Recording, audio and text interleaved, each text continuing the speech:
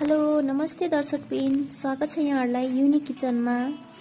आज म मिठो चिकन करी कसरी बनाउँछन् भनेर देखाउन गइरहेको छु। हजुरले यो भिडियो सुरुदेखि अन्तिमसम्म हेर्नु होला। अनि चिकन करी यसै गरी बनाउनु भयो भने एकदमै मिठो हुन्छ। त्यसको लागि चाहिँ मैले यहाँ सबै रेडी गरिसकेको छु। प्याज काटेर रेडी गरेको छु, धनिया भयो, यो तपाईको टमाटर, अनि अदुवा लसुन, यो चाहिँ अलिअलि गरम मसला छ। यसमा चाहिँ तेजपत्ता, अलैची, सुकुमेर, खुर्सानी दुईटा अनि मासु लिएको छु। आउनुस् है त। यसलाई सुरु गर्नुभन्दा अगाडि हजुरहरूले चाहिँ मेरो च्यानल सब्स्क्राइब गर्नुभएको छैन भने सब्स्क्राइब अनि भिडियोलाई लाइक पनि गरिदिनुस् है। अनि कमेन्ट बक्समा चाहिँ हजुरले मनमा लागेको कुराहरू लेख्न सक्नुहुन्छ।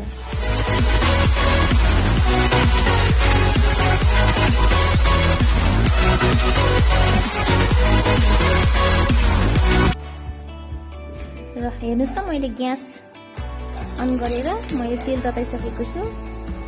मैले यसमा अघिको यो अलिकति गरम मसला, खुर्सानीहरू गरिदिउँ, तेलमा पुर्याइदिउँ, मिठो बास्ना आउँछ। त्यसपछि म यसमा प्याज राख्न गइरहेको छु।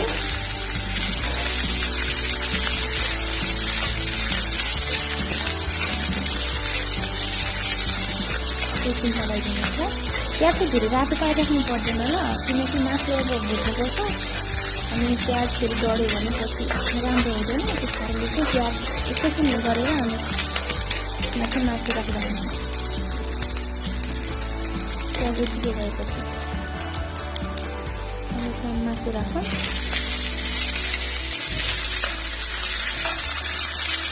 हजुरहरूले पनि यस्तो गरी बनाउँछ है, भिडियो नसुका हेर्नुहोस्, यस्तो गरी बनाउनुहोस्, एकदमै राम्रो हुन्छ। एकदमै राम्रोसँग चलाइदिउँ।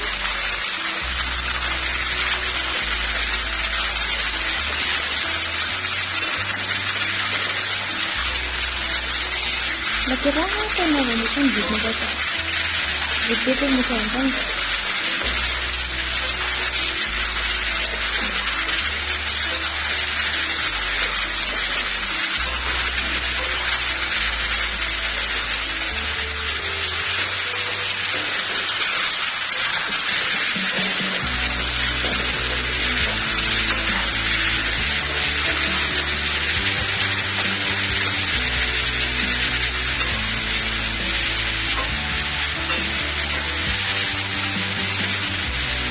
अब यसलाई चाहिँ एकछिन छोपिदिनु है, एकछिन छोपिदिउँ यसलाई।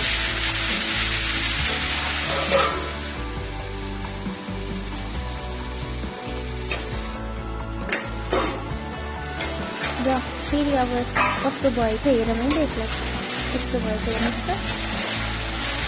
अलिअलि पानी पनि निस्किएको छ, अलिअलि बाँकी छ। यसलाई चाहिँ अझै भुट्नुपर्छ, भुट्न चाहिँ पुगेको छैन।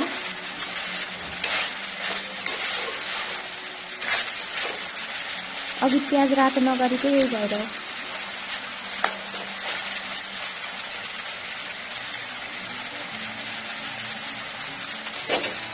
यसलाई चाहिँ फेरि एकछिन छोपिदिउँ है। पानी छ नि त, पानी सानी सबै मर्नु पर्यो।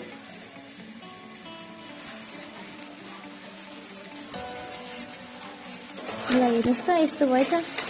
मैले मसलाहरू पनि राखिसकेको छु। यसमा मैले जिराको धुलो अनि थोरै गरम मसलाको धुलो, खुर्सानीको धुलो, कलर राम्रो दिन्छ, बेसार अनि स्वादअनुसार नुन राखिसकेको छु। यसलाई राम्रोसँग चलाइदिउँ।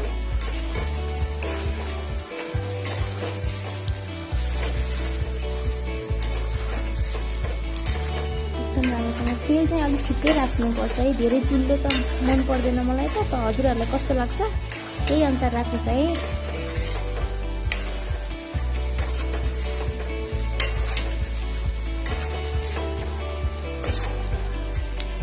आफ्नो आफ्नो तरिका हुन्छ नि त पकाउनु पनि। अब टमाटर राखिदिनुहोस् न, अनि अघिको अदुवा लसुन पनि मिसाइदिनुहोस् न।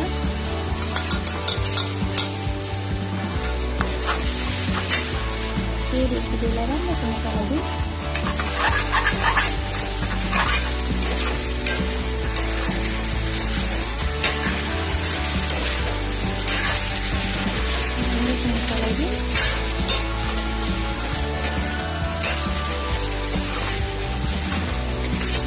जस्तै मिडियम हुनुपर्छ है, धेरै ठुलो पार्दा पनि चिल्ड्रेन गर्छ।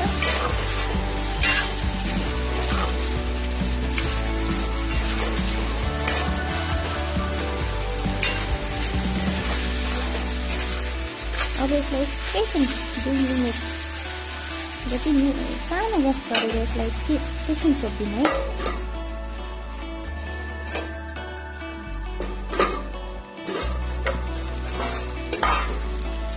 अब यसलाई हेरौँ त कस्तो भयो। एकछिन छोडेर यस्तो भयो हेर्नुहोस् त, मसलाहरू लागिरहेको छ, लगभग लागिसकेको छ। राम्रोसँग चलाइदिउँ। अझै पाकिसकेको छैन है मासु।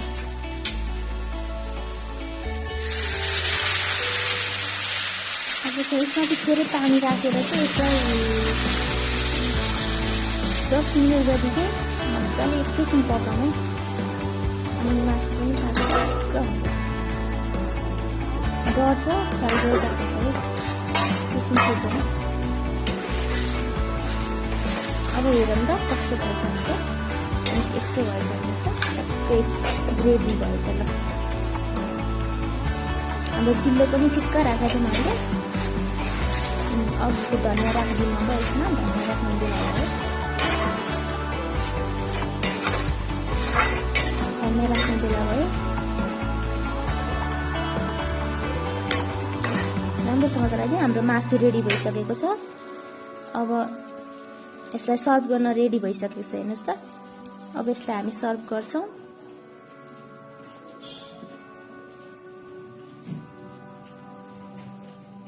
हेर्नुस् त हाम्रो मासु रेडी भइसकेको छ। अब हामीले यसलाई चाहिँ सर्भ गर्न रेडी गरिसकेका छौं।